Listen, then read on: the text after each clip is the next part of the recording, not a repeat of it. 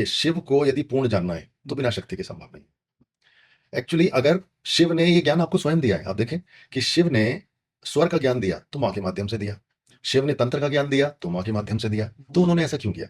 क्योंकि माँ शिव के मैनिफेस्टेशन को प्रकट करती है, माँ शिव की शक्ति की परिचायक है। शिव शक्ति फीमेल एनर्जी और मेल एनर्जी, चाहे आप चाइनीज सभ्यता में चले जाएं, जापानीज में शिनचैन, ये वो बहुत सारी जितनी भी आप सभ्यताओं में जाएंगे, सब जगह मेल और फीमेल एनर्जी का, वो हमारा अपना शरीर माता और पिता दोनों के रज से और वीर्य से मिलकर बना है। तो इस सृष्टि के पंच तत्व भी फीमेल एनर्जी और मेल एनर्जी, शिव और शक्ति के मिल से बने।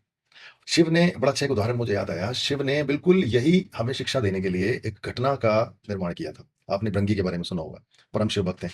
भृंगी और नंदी दोनों, मतलब जहां शिव वहां ही दोनों हमेशा रहते हैं। भृंगी सिर्फ शिव भक्त थे, भृंगी ने सिर्फ महादेव को जाना था, महादेव को माना था।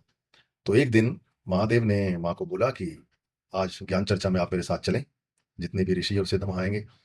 माँ ने थोड़ा सा फुनन मुनन करी, फिर उन्होंने कहा अच्छा महादेव आपकी इच्छा है तो मैं चलती हूँ। लीला थी, गए वहां, सबने उनको नमन किया। अब भृंगी ने जैसी माँ को साथ देखा, वो थोड़े से उसमें आगे तनाव में कि अब मैं क्या करूं, क्योंकि वो तो शिव की पूजा करना जानते थे, शिव को ही मानते थे। तो उन्होंने महादेव से प्रार्थना करी कि महादेव आप माँ से थोड़ा सा अलग आ जाएं। महादेव की त्योरियां चढ़ गई। महादेव ने कहा क्यों? मैं शक्ति के हमेशा से साथ हूं और मेरा अर्धनरीश्वर रूप ही मेरा पूर्ण रूप है। भृंगी, तुम्हारी ये जो प्रार्थना है तर्क संगत नहीं है। भृंगी नहीं माने, भृंगी ने नाग का रूप लिया और शिव शक्ति के बीच में से निकलने का प्रयास किया। शिव की लीला, माँ की लीला, दोनों एकदम सन्नद्ध हो गए, बीच में जगह ही नहीं छोड़ी। भंगी भी पूरे। फिर भंगी ने मक्खी का रूप धारण किया। वो मक्खी के रूप में से बीच बीच की लाइन पे चल के पूरा शिव शिव की परिक्रमा करने की कोशिश करने लगे।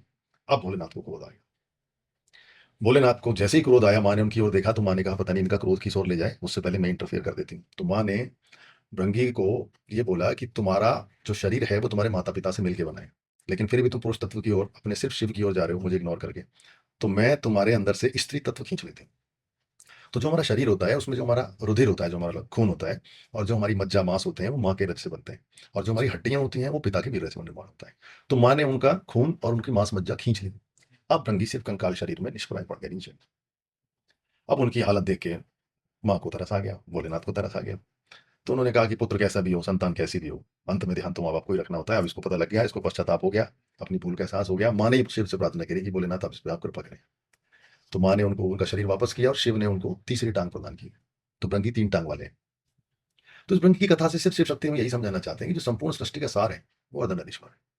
बिना शक्ति के शिव शव है, और बिना शिव के शक्ति अधूरी। क्योंकि तभी सती होने के बाद माँ ने दोबारा शिव की साधना की, दोबारा दोनों एक हुए।